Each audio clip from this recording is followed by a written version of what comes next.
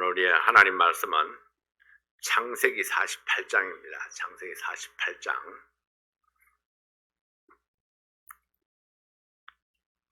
12절부터 22절까지 있는 말씀 함께 보시겠습니다. 요셉이 아비 무릎 사이에서 두 아들을 물리고 땅에 엎드려 절하고 우스로는 에브라임을 이스라엘의 좌수를 향하게 하고 좌수로는 므낫세를 이스라엘의 우수를 향하게 하고 이끌어 그에게 가까이 나아가매 이스라엘이 우수를 펴서 찾아 에브라임의 머리에 얹고 좌수를 펴서 므낫세의 머리에 얹으니 므낫세는 장자라도 팔을 어긋맞겨 얹었더라. 그가 요셉을 위하여 축복하여 가로되 내 조부 아브라함과 아버지 이삭의 섬기던 하나님, 나의 남으로부터 지금까지 나를 기르신 하나님, 나를 모든 환난에서 건지신 사자께서 이 아이에게 복을 주시오며 이들로 내 이름과 내 조부 아브라함과 아버지 이삭의 이름으로 칭하게 하시오며 이들로 세상에서 번식되게 하시기를 원하나이다. 요셉이 그 아비가 우수를 에브라임의 머리에 얹은 것을 보고 기뻐 아니하여 아비의 손을 들어 에브라임의 머리에서 므낫세의 머리로 옮기고자 하여 그 아비에게 이르되 아버지여 그리 마옵소서 이는 장자니 우수를 그 머리에 얹어소서. 아비가 허락지 아니하여 가로되 나도 안다 내 아들아 나도 안다. 그도 한 족속이 되며 그도 크게 되려니와 그 아우가 그보다 큰 자가 되고 그 자손이 여러 민족을 이루리라 하고 그날에 그들에게 축복하여 가로되 이스라엘 족속이 너로 축복하기를 하나님이 너로 에브라임 같고 므낫세 같게 하시리라 하리라 하며 에브라임을 므낫세보다 앞세웠더라. 이스라엘이 요셉에게 또 이르되 나는 죽으나 하나님이 너희와 함께 계시사 너희를 인도하여 너희 조상의 땅으로 돌아가게 하시려니와 내가 네게 내 형제보다 일부분을 더 주었나니 이는 내가 내 칼과 활로 아모리 족속의 손에서 빼앗은 것이니라. 아멘. 기도합니다. 아버지 하나님 감사합니다. 오늘도 하나님께서 우리에게 귀한 시간 주셔서 우리 하나님 앞에서 이 마지막 예배를 드리며 또 2022년을 보낼 수 있게 해주셔서 감사합니다. 하나님의 말씀과 더불어서 우리가 한 해를 보내고 또 한 해를 맞이하고 하나님께서 우리에게 맡겨주신 그 날들을 우리 믿음으로 또 승리하며 보낼 수 있도록 축복해 주시옵소서. 아버지 하나님, 오늘 우리 야곱의 그 유언과 함께 축복하는 그런 모습을 보면서 하나님의 뜻을 먼저 헤아리는 저희들 되게 해 주시옵소서. 우리 주께서 원하시는 대로 하나님의 뜻이 무엇인지 헤아리며 하나님께서 원하시고 기뻐하시는 그런 우리의 삶과 우리의 믿음이 될 수 있도록 축복해 주십시오. 이 시간을 온전히 주께 의뢰합니다. 예수님 이름으로 기도하옵나이다. 아멘.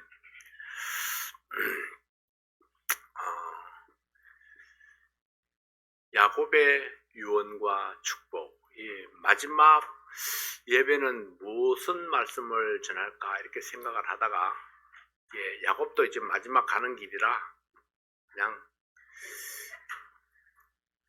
함께 가던 길 가는 게 좋겠다 생각을 해서 창세기 48장을 그냥 전하기로 했습니다. 야곱이 요셉의 두 아들 에브라임과 므낫세를 자기 아들로 삼았습니다. 손자를 아들로 삼아서 이스라엘의 12지파에 포함되도록 했습니다. 그리고 이어서 에브라임과 므낫세를 축복하는 과정을 보면서 하나님의 특별하신 뜻을 발견할 수 있습니다. 야곱의 축복, 곧 이스라엘의 축복의 권한은 어디에서 왔을까요? 이스라엘이 행사한 축복의 능력은 하나님께서 주신 것입니다. 하나님의 이름으로 축복한 모든 복은 하나님께서 이루실 것입니다. 복은 야곱이 빌지만은 그러나 그 복을 주시는 분은 하나님이시다. 그래서 우리는 주의 이름으로 축복하기를 아끼지 말아야 할 것입니다. 나는 능력이 없어도 내가 주의 이름으로 축복하면은 주님의 그 풍성하신 복이 나를 통해서 그에게 전달될 수 있기 때문입니다. 그래서 우리는 어느 집에 들어가든지 그 집을 위해서 복을 빌어주라. 만약 그 집이 이 복을 받을 만한 사람이 없으면은 내가 빈 그 복이 나에게로 돌아오리라 했습니다. 그래서 내가 가는 곳마다 복을 많이 빌어주는 것이 어쩌면 내가 그에게 복의 은혜를 끼치는 것이고 그리 아니할지라도 그 복이 나에게로 다시 돌아올 수 있으니까 우리는 복을 많이 끼치는, 그래서 복을 빌어주는 그런 삶을 살아야 됩니다. 인색하지 아니하게 복을 빌어주는 사람. 자, 첫 번째로 하나님의 뜻을 따라 복을 주십니다. 내가 복을 빌어주지만은 하나님의 뜻을 따라서 복이 주어집니다. 내가 이만큼 복을 빌면은 그 사람에게 이만큼 복이 주어진다, 그건 아닙니다. 나는 이만큼 복을 빌어주었는데 하나님께서는 그에게 요만큼만 주시고자 할 수도 있다는 것입니다. 근데 하나님께서는 이만큼 주기를 원하시는데 내가 요만큼을 빌어주면은 나는 하나님의 은혜를 축소시키는 겁니다.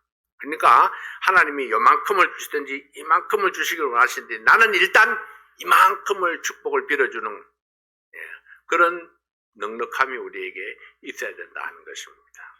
우리 손해될 게 없잖아요. 어차피 복은 하나님께서 주시는 거니까, 그러니까 우리가 하나님의 것을 가지고 선심 쓰는 겁니다. 충분히 할 수 있는 거죠. 하나님의 것을 가지고 선심은 내가 쓰는 겁니다. 내가 많은 복을 빌어주는 사람이 되자. 어떤 사람은 그렇게 하고 싶지 않은 사람이 있을 수도 있습니다. 근데 하나님이 다 아시고 하나님이 깎아서 주실 거예요. 하나님이 하나님의 뜻을 따라서 복을 주시니까 하나님이 이 사람은 이런 복을 받을 자격이 없어 이러면 하나님께서 그거 깎아버릴 거예요. 그래서 우리는 아무 염려 말고 내가 빌 수 있는 모든 복을 빌어주는 사람이 되는 것이 좋다.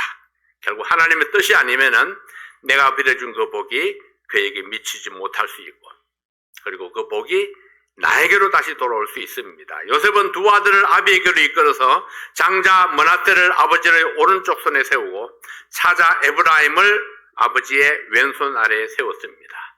성경에서 오른쪽 또는 오른손은 특별한 의미를 가지고 있습니다. 그런 오른팔이다 이렇게 하면은 세컨드를 이야기하는 거잖아요. 두 번째 자리. 두 번째 자리를 그가 왼팔이다 그렇게 말하진 않습니다. 항상 두 번째 자리는 그는 그 사람의 오른팔이다 이렇게 이야기를 하죠. 하나님께서도 오른팔, 오른편, 오른손, 그것은 항상 특별한 그런 의미를 가지고 있습니다. 오른손의 축복이 왼손의 축복보다 더 크다고 믿었습니다. 그래서 요셉은 장자 므낫세를 야곱의 오른손으로 향하게 하고 차자 두 번째 아들 에브라임을 왼손 아래에 탁 두었던 겁니다. 근데 아버지는 손을 탁 어긋맞게 해가지고 요셉의 생각과는 전혀 다르게 손을 어긋맞게 해서 차자에게, 이 두 번째 아들에게 에브라임에게 자기의 오른손을 얹었고 장자에게는 왼손을 옮겼던 것입니다. 근데 요셉은 아버지가 눈이 잘 안 보여서 그러나 보다 이렇게 생각을 했죠. 그래서 아닙니다 아버지, 바로 얘가 바로 장자입니다. 근데 아버지가 그러죠. 나도 안다 하더라. 몰라서 그랬던 게 아니라는 거죠. 48장 17절부터 있는 말씀에 보면은 요셉이 그 아비가 우수를 에브라임의 머리에 얹은 것을 보고 기뻐 아니하여 아비의 손을 들어 에브라임의 머리에서 므낫세의 머리로 옮기고자 하여 그 아비에게 이르되 아버지의 그리 마옵소서, 이는 장자니 우수를 그 머리에 얹어소서. 아비가 허락지 아니하여 가로되 나도 안다 내 아들아, 나도 안다. 그도 한 족속이 되며 그도 크게 되려니와 그 아우가 그보다 큰 자가 되고 그 자손이 여러 민족을 이루리라 하고. 요셉의 생각과 야곱의 생각이 달랐습니다. 요셉은 아버지가 실수한다고 생각했지만은 야곱은 실수한 것이 아니었습니다. 나도 안다 내 아들아, 나도 안다. 그러나 이것이 나의 뜻이고 이것이 곧 하나님의 뜻이다. 그렇게 말씀하고 있는 거죠. 그리고 요셉의 뜻과는 다르지만은 야곱의 뜻을 따라 축복을 했습니다. 또한 야곱은 이것이 하나님의 뜻이라고 믿었습니다.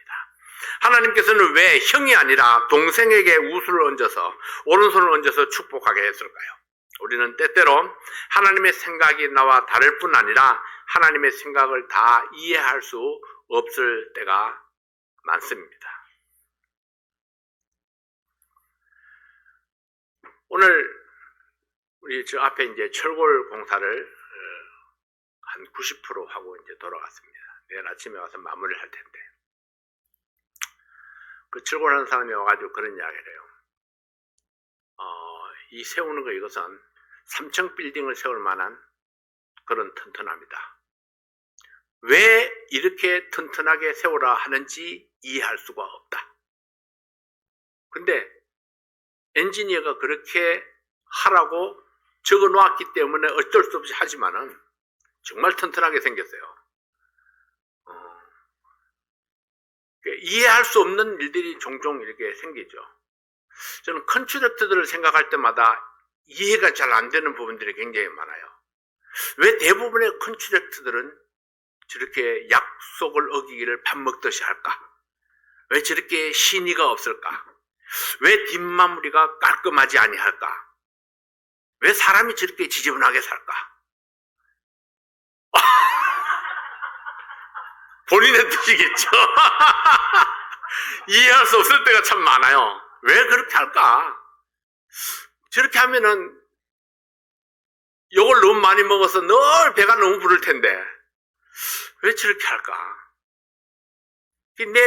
내가 일해주는 모든 사람들에게 욕을 먹을 거 아니에요. 그러면은. 근데 대부분 사람들이 콘트랙터 참 일 깔끔하게 잘했다 이런 사람이 없어요. 대개가 보면은 마지막에 힘들었어. 뒤가 안 좋아. 끝이 안 좋아. 약속을 안 지켜. 말한 것과 틀려. 대부분의 반응이 이렇습니다. 근데 세상에는 우리가 이해할 수 없는 것들이 너무 많죠. 근데 세상뿐만 아니고 우리가 하나님의 뜻도 생각하면은 우리가 이해하지 못할 것들이 참 많이 있습니다. 왜 그럴까요? 이유는 간단합니다. 내가 하나님이 아니니까. 내가 하나님과 같은 생각을 하는 것이 쉽지 않습니다. 내가 하나님과 같은 평가를 하는 것도 쉽지 않습니다. 하나님의 생각을 다 이해하는 것도 쉽지 않습니다. 이사야 55장 8절 말씀에 보면은 여호와의 말씀에 내 생각은 네 생각과 다르며 내 길은 네 길과 달라서 하늘이 땅보다 높음같이 내 길은 네 길보다 높으며 내 생각은 네 생각보다 높으니라. 하나님께서 이미 말씀하셨어요. 다르다. 너하고 나하고는 다르다. 이렇게 말씀하세요. 근데 내 생각은 네 생각보다 높다. 이렇게 말씀합니다. 내 길은 너희 길보다 높다. 다른데 내 생각이 더 높고 내 길이 더 높으니까 너는 내 생각을 따라와라. 하나님의 생각과 나의 생각이 다를 경우에 항상 하나님의 생각이 더 옳고 높다는 것을 우리가 인정할 수 있어야 합니다. 여러분들도 하나님의 생각과 내 생각이 다르다는 것을 발견했을 때가 있었을 것입니다. 이와 같이 다른 생각을 만났을 때에 우리는 필연적으로 선택을 해야 합니다. 이때 우리가 마땅히 받아야 하는 말씀이 바로 이것입니다. 하늘이 땅보다 높음같이 내 길은 너희 길보다 높으며 내 생각은 너희 생각보다 높으니라. 기본적으로 하나님의 길이 내 길보다 높고 하나님의 생각이 내 생각보다 높으니라. 그렇다면 우리는 당연히 더 높은 길과 더 높은 생각을 따라가야 합니다. 그러나 더 높은 길과 더 높은 생각보다 더 중요한 것은 우리의 선택은 하나님의 주권을 인정하는 선택이어야 한다는 것입니다. 그 길이 옳기 때문에라기보다는 그 길이 하나님께서 정하신 길이기 때문에 그 생각이 하나님의 생각이기 때문에 내가 그것을 따라간다는 하나님의 주권을 인정하는 선택이어야 된다는 것입니다. 개개인의 능력이나 상황적인 현실보다 더 중요한 것은 하나님의 마음입니다. 야곱은 하나님의 마음이 에브라임에게 기울어져 있었다고 믿었기 때문에 오른쪽에 앉으니가 므낫세요, 왼쪽에 앉으니가 에브라임인 줄 알았지만은 손을 어긋맞겨서 오른손으로 에브라임을 축복했던 것입니다. 사랑하는 성도 여러분, 내 생각과 하나님의 말씀이 다를 경우에 여러분은 어떤 결단을 내리고 있습니까?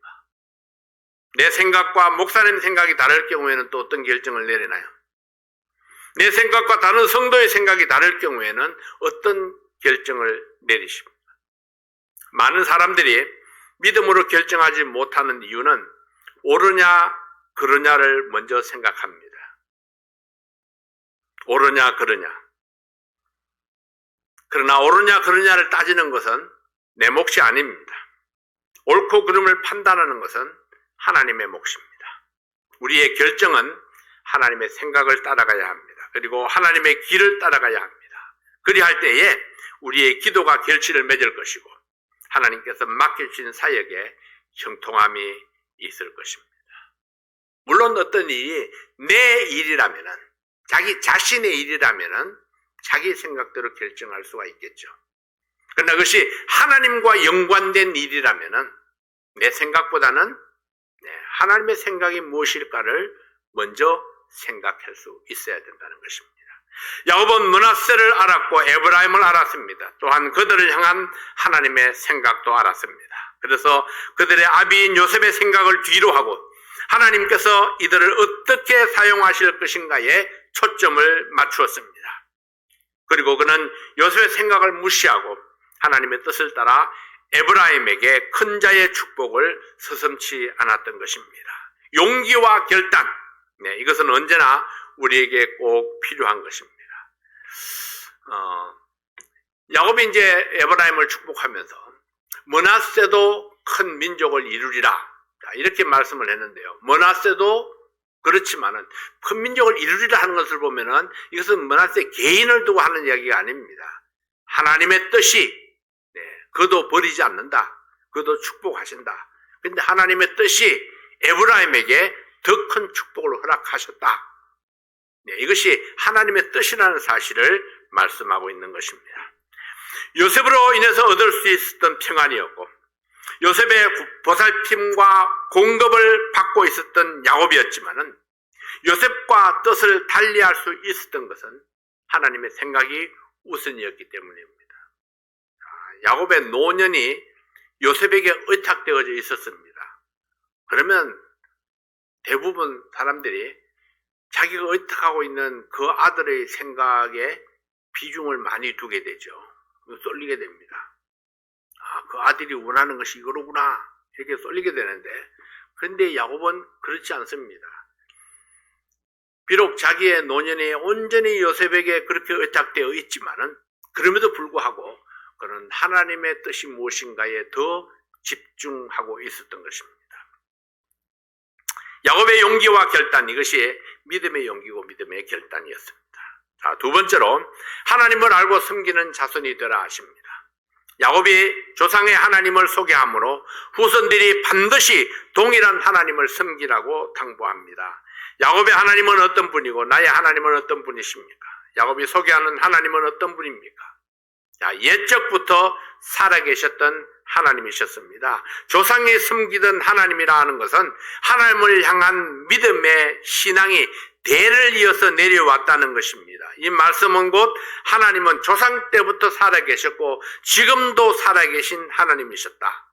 이 할아버지 때도 살아계셨던 하나님이고 아버지 때도 살아계셨던 하나님이고 내가 일평생을 섬기며 살았던 하나님이시다. 대를 이어서 하나님은 계속해서 살아계신 하나님. 그래서 아브라함과 동일한 믿음으로 하나님을 섬긴다는 결심입니다. 창세기 48장 15절 16절 말씀에 보면은 그가 요셉을 위하여 축복하여 가로되 내 조부 아브라함과 아버지 이삭에 섬기던 하나님, 나의 남으로부터 지금까지 나를 기르신 하나님, 나를 모든 환난에서 건지신 사자께서 이 아이에게 복을 주시오며 이들로 내 이름과 내 조부 아브라함과 아버지 이삭의 이름으로 칭하게 하시오며 이들로 세상에서 번식되게 하시기를 원하나이다 했습니다. 야곱의 하나님은 이 할아버지 아브라함이 섬기던 하나님이었고 아버지 이삭이 섬겼던 하나님이셨습니다. 그리고 자신이 날 때부터 기르시고 보살펴 주셨던 하나님이셨습니다.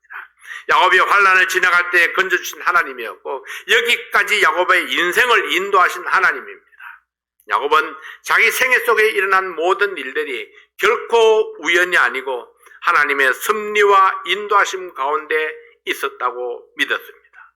그리고 이제 아들을 거쳐서 손자뿐 아니라 후손에게까지 같은 믿음과 섬김이 이어지기를 바랐습니다.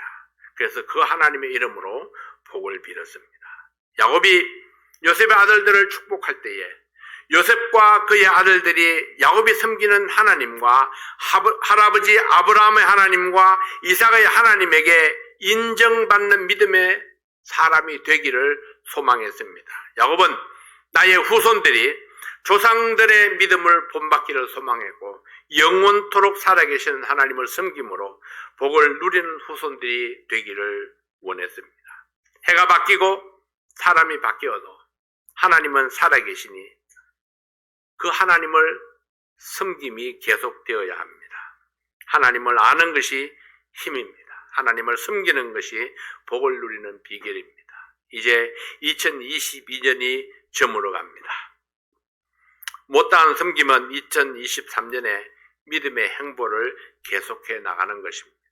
한 해가 가고 또 한 해가 오지만은 예수님이 오시지 않는 한 계속 진행형입니다. 그래서 우리는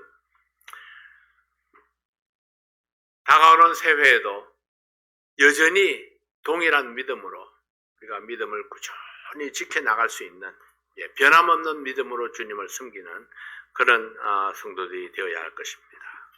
두 번째는 믿음의 번성을 원하시는 하나님이십니다. 후손들이 태어나서 믿음을 본받고 믿음의 식구들이 계속해서 확산되어 나가기를 원했습니다. 얼마나 많은 후손들이 생산되느냐보다는 그의 후손들이 하나님을 경외하는 믿음으로 살기를 원했습니다. 그는 조상의 하나님을 언급함으로 그의 조부나 아버지가 경험했던 하나님, 그 하나님을 더 잘 알아가는 축복이 있기를 기원했습니다.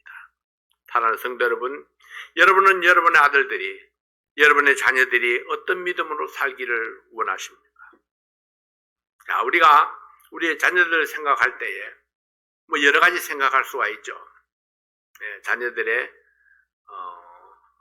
직업, 아니면 명예로운, 여러 가지 세상에서 출세하는 것, 여러 가지 생각할 수 있지만은 그 중에서 우리가 가장 앞에 둬야 되는 것이 내 자녀들이 과연 어떤 믿음으로 그들의 생애를 살아가기를 원하는가. 거기에 우리의 초점이 맞춰질 수 있어야 한다는 것입니다. 왜냐하면 세상에서 많은 성공을 거두었다 할지라도 믿음에서 실패하면은 그는 실패한 인생입니다. 어렵고 힘들게 산다 할지라도 믿음에서 성공하면은 그는 성공적인 인생을 살았다 할 수 있습니다. 왜냐하면 하나님 앞에 갔을 때에 하나님 앞에서 내세울 수 있는 것이 그 믿음밖에 없기 때문입니다. 그래서 야곱이 마지막 가는 길에 유언과도 같은 축복을 하면서 조상의 하나님을 알고 섬기도록 부탁을 했던 것입니다. 여러분의 가게에 믿음의 용사들로 가득 차기를 원하시는 그런 소원이 있습니까? 내 아들이나 딸들이 섬기는 하나님은 어떤 하나님일까요? 살아계신 하나님을 섬김으로 믿음이 생명력이 있어서 번성하고 확산될 수 있기를 원합니다.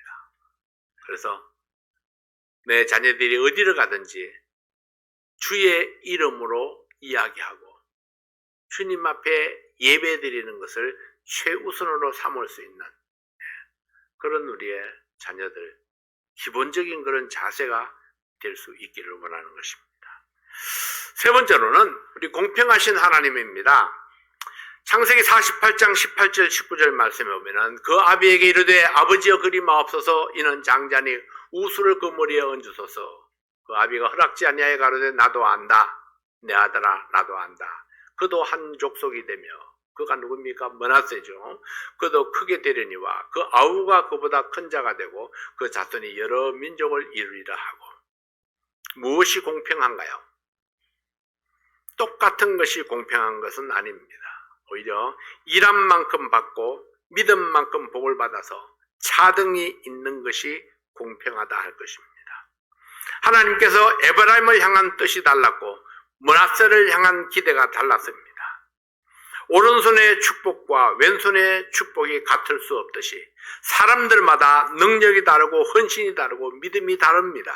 사람마다 하나님의 기대치가 다르고 하나님께서 주신 사명이 다릅니다. 사람마다 하나님이 맡기신 일의 무게가 다르고 보상이 다릅니다. 어떤 사람은 더 많이 헌신하지만은 작은 보상이 있습니다. 어떤 사람은 미니멈만 헌신하는데 더 큰 축복을 받기도 합니다. 하나님이 주시는 축복은 공식이 아닙니다. 1 더하기 1은 2다. 이런 공식이 아니라는 거죠. 하나님의 뜻을 따라 하나님이 원하시는 대로 복의 종류를 정하시고 복의 양을 정하시는 것입니다. 어떤 경우이든지 하나님은 아십니다. 거짓된 자도 알고 게으른 자도 알고 위선적인 사람도 알고 순수한 믿음으로 일하고 욕먹는 사람도 압니다. 많은 헌신에 비해서 보상이 더딘 사람도 있고 적은 헌신에도 풍성한 보상을 받고 있는 사람. 그러나 어찌되었든 하나님의 때가 되면은 공평하신 하나님은 비록 더딜지라도 상줄 자를 상주고 벌할 자를 벌하시는 하나님이시다. 공평하신 하나님을 믿고 기다리라 하는 것입니다. 어떤 사람은 처음에 적게 주고 나중에 많이 줄 수 있고 어떤 사람은 처음에 많이 주고 나중에 적게 줄 수 있습니다. 그래서 억울하다 섭섭하다 할 필요가 없다는 것은 공평하신 하나님은 언제 어느 때라도 나에게 가장 합당한 보상을 주시는 하나님, 내가 일한 만큼 주시는 하나님이시다 하는 겁니다. 왜 므낫세보다 에브라임을 앞세우시는가? 요셉도 이해할 수가 없었습니다. 그러나 그것이 아버지의 뜻이었고 하나님의 뜻이었습니다. 왜 저 사람은 나보다 적게 일하고 더 많은 보상을 받는가? 저 사람은 악한 자인데 왜 하나님께서 그를 도우시는가? 그러나 그렇게 하는 것이 하나님의 뜻이고 하나님의 주권입니다. 하나님의 주권적인 개입을 이해한다면 어떤 경우에도 우리는 하나님은 공평하시다 말할 수 있을 것입니다. 하나님이 공평하신 하나님이 때를 따라 일에 따라 사명에 따라 우리에게 필요한 대로 허락하시는 하나님이심을 우리가 믿어야 합니다. 네 번째는 나는 죽으나 야곱이 이제 마지막 갑니다. 나는 죽으나 창세기 48장 21절 22절 말씀에 이스라엘이 요셉에게 또 이르되 나는 죽으나 하나님이 너희와 함께 계시사 너희를 인도하여 너희 조상의 땅으로 돌아가게 하시려니와 내가 네게 네 형제보다 일부분을 더 주었나니 이는 내가 내 칼과 활로 아모리 족속의 손에서 빼앗은 것이니라. 임종 전에 야곱은 아들들에게 하나님의 약속을 유산으로 물려주고 있습니다. 연세가 들수록 여러분 마음을 가볍게 하고 욕심을 버리는 것이 필요합니다. 야곱은 자신의 죽음을 아주 자연스럽게 받아들이고 있습니다. 사람은 누구나 다 한 번은 죽습니다. 그러나 죽음을 받아들인다는 것이 굉장히 어렵죠.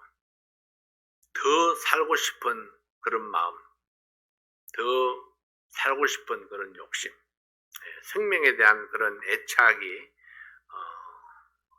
특별히 강한 사람도 그렇지만은 내가 버틴다고 해서 버텨지는 것이 아닙니다. 하나님이 부르시면은 주먹을 풀고 갈 수밖에 없습니다. 다만 하나님의 영접을 받으면서 떠나는 사람이 있고 심판이 두려워서 공포 가운데 떠나는 사람이 있습니다. 차이는 바로 그거죠. 하나님께서 나를 부르신다. 내가 기쁨으로 가리라. 존 오웬이 임종시에 이런 말을 남겼습니다. 나는 이제 폭풍 가운데 항해하는 교회라는 이 배를 먼저 떠납니다. 그러나 이 배 안에는 위대한 항해사가 계시기 때문에 비록 노를 젓던 사람 중 하나가 잠시 떠난다 해도 아무 차이가 없습니다. 어떤 선교사는 임종시에 그렇게 이야기를 합니다. 하나님께서 이제 나를 데려가신다 해도 세상을 복음화시키는 이 일에는 아무런 영향을 주지 않습니다. 그러므로 나는 기쁨으로 미련 없이 그분의 뜻을 따르겠습니다. 자, 나 한 사람 떠나가도 하나님의 일에는 지장이 없고 나 한 사람 떠나가도 세상은 그대로 흘러간다는 거죠. 그러니까 떠나기를 주저하지 말라. 그냥 놓고 가도 하나님께서는 여전히 내가 있든지 없든지 하나님의 일은 그대로 진행되어져 간다는 거죠. 세상도 그렇게 흘러가게 될 것입니다. 미련 두지 말고 부르면 기쁨으로 따라가라는 겁니다. 야곱이 그러했습니다. 야곱은 하나님께 내가 갈 날이 이제 다 되었구나. 그래서 지금 마지막 그 자식들을 불러서 이제 축복을 하죠. 저렇게 먼저 요셉의 두 아들을 축복하고, 그리고 이제 49장에 가면은 자기의 다른 남은 아들들을 다 불러서 이제 하나하나 축복을 하고, 그리고 마치고 빠이빠이 하고 떠나갑니다. 깔끔한 인생을 사셨다. 그렇게 볼 수 있죠. 마지막을 아주 깔끔하게 정리하고 갔다. 이렇게 보아집니다. 제가 다른 사람이 돌아가셨을 때는 잘 몰랐는데, 아버님이 돌아가시고 형님이 돌아가시고 어머님이 돌아가시고 이제 동생이 죽고, 또 동생이 뭐 혼자였지만은 또 뭐 이 생활보호 대상자였고 또 자식들이 둘이 있고 이러다 보니까 그 마지막이 다 힘들었어요. 정리하는 것이. 가고 난 다음에 해야 되는 일들이 가기 전에 다 말끔하게 다 해놓지 않았기 때문에 가고 나서 일을 하려니까 너무나 다 힘들었어요. 뭔가 이렇게 증명해야 되고 뭔가를 이 서류적으로 처리하는 것들이 너무너무 힘든 그런 것들을 보았습니다.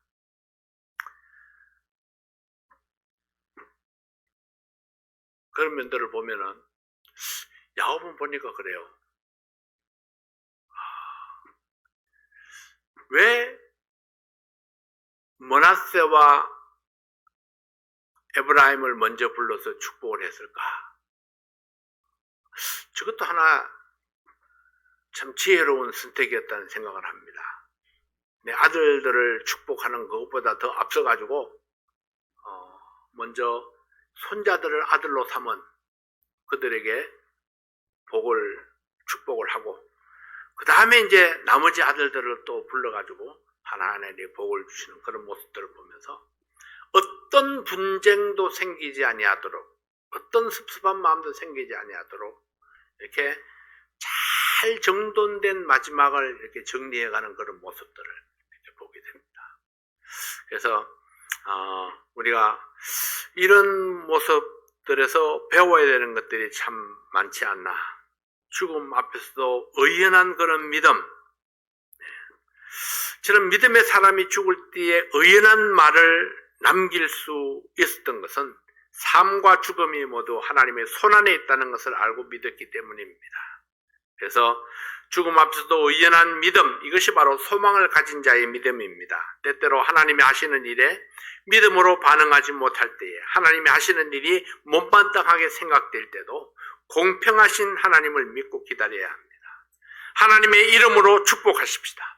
상대가 받을 위인이 못되면은 내가 빈 복이 나에게로 돌아올 것입니다. 하나님이 약속하신 축복을 우리는 널리 전하고 복을 주고 또 복을 퍼뜨리는 그런 성도들이 되시기를 바랍니다. 하나님의 복은 마르지 않는 샘물입니다. 제가 이제 이런 것들을 많이 생각하게 돼요. 어떤 사람은 저 사람만 없으면 저 사람이 가진 것을 내가 받을 수 있다고 생각을 합니다.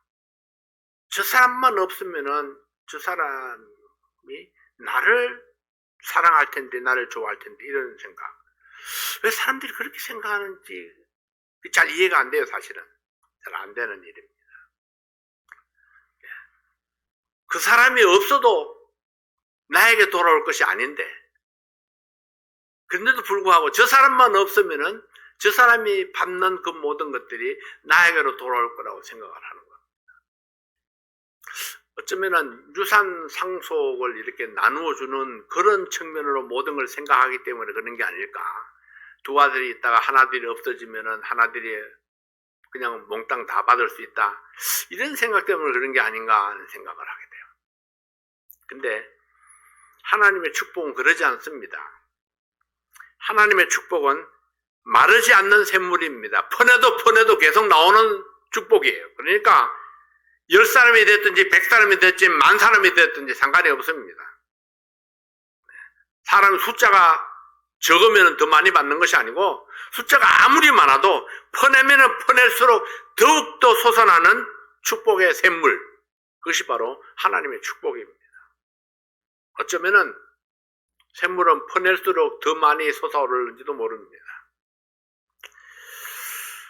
그래서 우리는 내 하나님을 더 많이 알아가야 합니다. 주님 안에 감춰져 있고 숨겨져 있는 비밀을 하나하나 캐내고 정리해서 하나님께 소망을 두고 하나님을 섬기고 인정받는 그런 성도들이 되시기 바랍니다. 새해에는 우리가 더욱더 큰 포부와 믿음으로 하나님의 축복이 믿음으로 도전하는 모든 성도들에게 넘쳐날 수 있기를 바랍니다.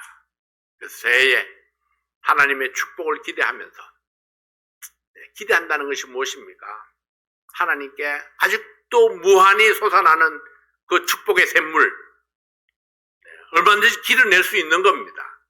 그래서 그것을 얻기 위해서 내가 하나님 앞에 더 많이 나오고, 더 가까이 나오고, 더 많이 기도하고, 더 많이 예배하고, 그렇게 해서 하나님이 나를 축복하실 수 있는 그런 기회를 내가 만들어야 합니다. 하나님이 만들어주는 거 아니에요. 그건 내가 만들어야 합니다. 내가 하나님 앞에 나가고, 내가 하나님께 기도하고, 내가 하나님께 예배드리는 것도 이런 기회, 저런 기회, 수많은 기회들을 만들어서 내가 예배를 드리고, 그리고 하나님의 넘치는 축복이 그것을 통해서 내게 넘쳐나도록 해야 할 것입니다. 그래서 우리 새해는 더 하나님 가까이 나아가는 그런 새해가 될 수 있기를 바랍니다. 기도하겠습니다. 아버지 하나님 감사합니다. 오늘도 하나님께서 우리에게 주신 그 놀라운 축복들, 우리 야곱을 통해서 주신 그 놀라운 축복들을 생각해 보면서 하나님의 넘치는 축복은 마르지 않는 샘물 같아서 우리가 퍼내면 퍼낼수록 더 많은 복이 흘러 넘친다는 사실을 다시 한번 생각해 봅니다.